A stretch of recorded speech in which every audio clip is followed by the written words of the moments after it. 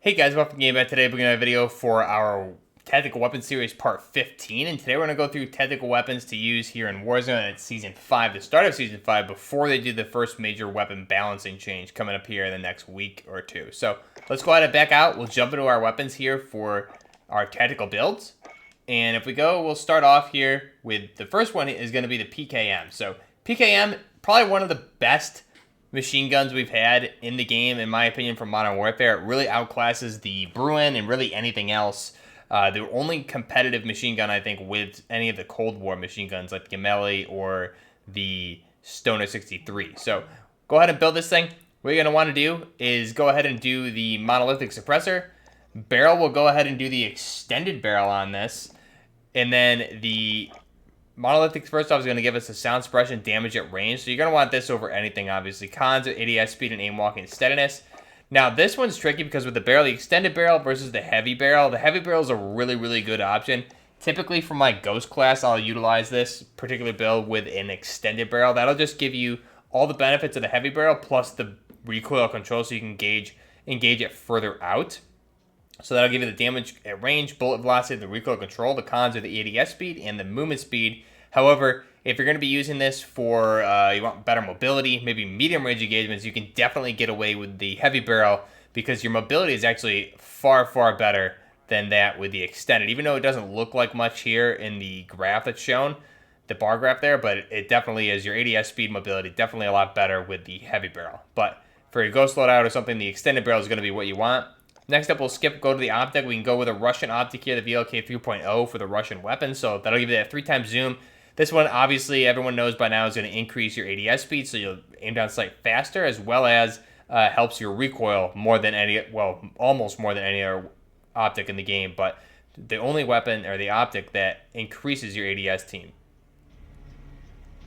time. So that'll help out a lot, too. So we'll go ahead and we'll select the VLK. Next up, since we're going to run this, typically this is going to be my Ghost, so we'll run it with the fully loaded.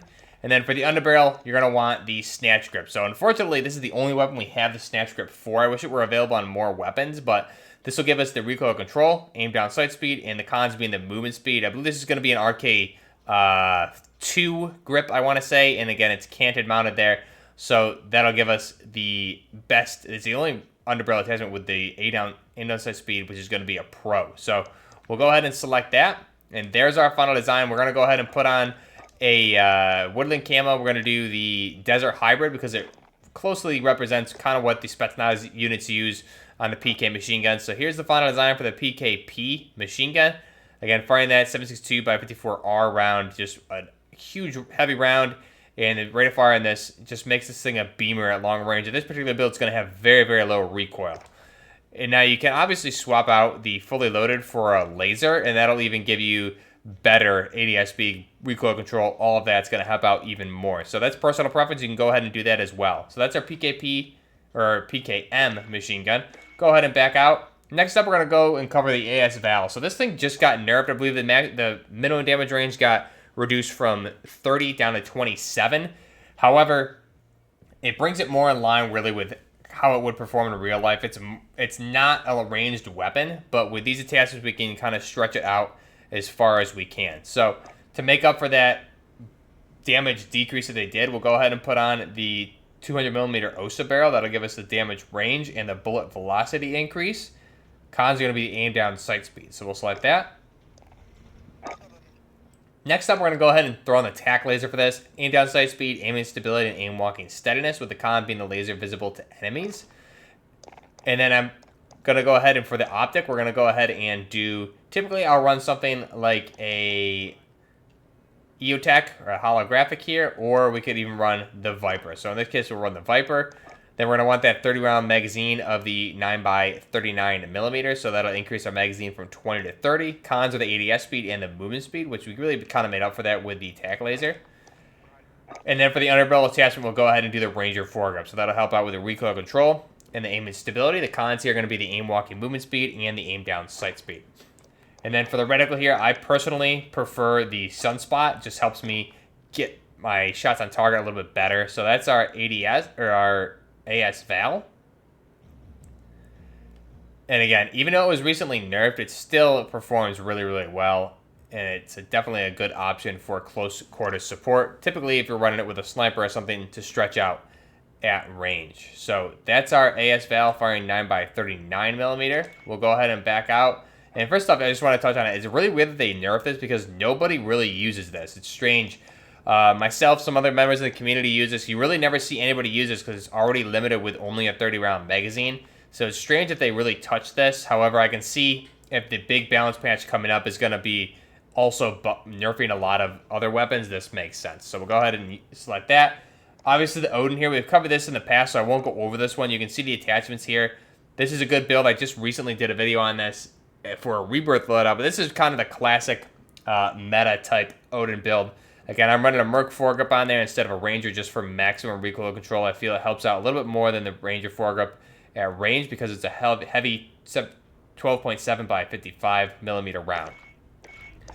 Next up, we'll cover the AN-94 Abakan, or the Abdemat Nikonov model of 1994. So we'll go ahead and do the monolithic suppressor, the factory AN-94 Factory X438. So this is going to be the longest barrel available, give you the damage at range, bullet velocity, and the recoil control. So it's the best in-slot option, with the cons being the aim-down sight speed and the movement speed.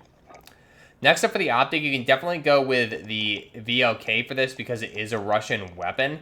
However, I prefer to run something a little bit different just because this weapon, I think, can be multifunctional. The cannon hybrid allows us to toggle from the 3.25 to the red dot, which is canted mount on the 45-degree angle. So typically, if you're bursting this and using it like I am, I typically burst and go full auto only when I need to.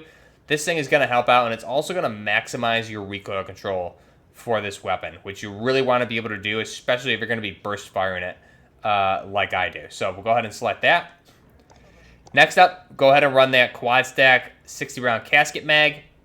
This is going to give you the ammo increase of 30 by the 545 by 39 up to 60, so you're doubling your ammo capacity. Cons are the ADS speed and the movement speed.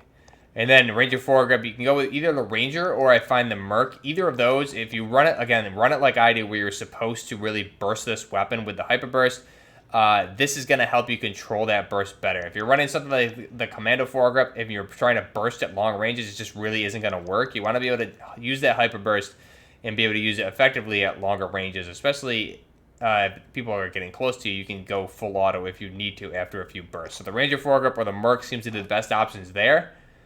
This is our AN-94 Abakan, or our Abdemat Nikonov model of 1994. And then for the optic there, I'm going to go ahead and do the Chevron Tactical I really like for this one, just because you get a nice clean red dot on that cannon-mounted red dot sight. Next up, AK-104. This one's a classic. We've covered this quite a bit, so I'll just run through this again really quickly. We're going to run the GRU suppressor. However, this one, again, if you're running it for close quarters like I do with this, you can really still get away with the standard suppressor, that PBS-1. Still works really well on this. You're still getting the bullet velocity increase on this, as well as the aim down sight speed is going to be increased too, helped out. So you don't get the negatives of the GRU suppressor. Even though you get extra bullet or recoil control with this, or at least you used to. It looks like that you don't have that anymore. However, the suppressor seems to be the best option. Every time I come back to this, that's the one I go with. We're on the 15.5-inch ultralight, again, to give us that 104 barrel, that 90-degree gas block. Cobra red dot sight. We'll do that 60-round magazine, so we'll double up our magazine count. You can also run the 45-round speed mag, is a really good option as well as the Spetsnaz grip will give us the horizontal and vertical recoil control, the cons being the fire and movement speed and the aim down sight speed. So we'll go ahead and select that as our AK-104. And again, I'm running camo on there just so it kind of retains that polymer-ish type look, and we get rid of most of the wood furnish that's on this weapon. So this gives us a polymer type look, makes it look more like an AK-104. And again, this thing just destroys still with inside 50 meters. A really good close quarters option for sniper support. Next up, we'll go with the Vector. So this was actually just buffed. The bullet velocity was increased in a hotfix the other night. So this is going to be a weird Vector loadout. However, this thing is actually very viable, believe it or not. I used to use it before, and now that they increased the bullet velocity, it's going to be even better. So I'll run the monolithic suppressor. You could definitely run the Saber. That'll give you better recoil control. However, your movement speed is going to take a really big hit, and you don't want to be moving super slow with this. You still want it to be effective. So for that purpose, I'm going to run the mono. That'll give us the sound suppression and the damage at range. The cons are the ADS speed and the aim walking steadiness. Then we're going to run that ZLR 16-inch Apex barrel, and you have that extended handguard there. That'll give us the damage range, bullet velocity, and the recoil control. The cons are the ADS speed and the movement speed. Skip out on the laser. We're going to run the EOTech or the combat holographic optic there for that precision sight picture. And then we're going to run the 40-round drum of the 45 ACP, so that'll increase our ammo from the base of 20 up to 40, so we'll double our ammo count. Cons are the ADS speed and the movement speed. And then for the underbarrel attachment, so we don't hurt the ADS speed or the movement speed anymore than we need to, we'll go with the Commando foregrip versus something like a Merc or any of these other options. Your movement speed is going to take more of a hit, and so will your ADS speed. So this is actually not going to impact our ADS speed, so it's good. It's going to help us out with the recoil stabilization and the aiming stability. The cons are the movement speed. But again, this Vector really good for medium range engagements now, especially with that bullet velocity increase. This thing, if you can even swap out the Commando foregrip for a tack laser to be even more snappier with this thing. And again, this is just going to crush people for those close quarters engagements. And you can even extend that out a little further now with that 16-inch Apex barrel. So that's our Chris Vector. And then one more option here, the M4A1. So this is going to be a little bit of a weird build, but you can run kind of the old school M4A1 meta with some tweaks to make it look a little bit more tactical. So run the monolithic suppressor, sound suppression, damage at range. We're going to run that the M16 Grenadier barrel, that 20-inch barrel. You can also obviously run the Corvus Custom for the M16 A419, but this will give us the best recoil control for this thing. Damage at range, bullet velocity, and the recoil control. We'll run the Integral Hybrid or the Leopold Hammer, 60-round quad stack, and we'll run the underbarrel high explosive grenade launcher, or obviously you could swap that out for something like a stun or even a recon. Seems to be the way to go right now. You can get that snapshot grenade easily with the underbarrel attachment grenade launcher, or something like a concussion as well. So that's the M16. Again, still a really good weapon out of the M4, and you can see we have the grenades in there for the M203 grenade launcher.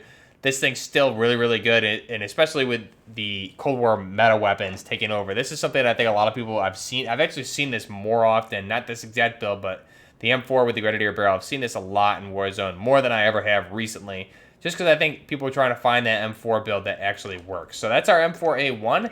And that's all we'll cover here today. Let me know down below which ones were your favorite builds. We'll have some more for part 16 when we cover that. I think, personally, one of the ones that I have a lot of fun with and kind of want to use a lot more is the Vector build. I think it's a lot of fun. But let me know down below what you guys think of these tactical weapons for part 15 of the series. Till next time, this is Buffman Gaming, out.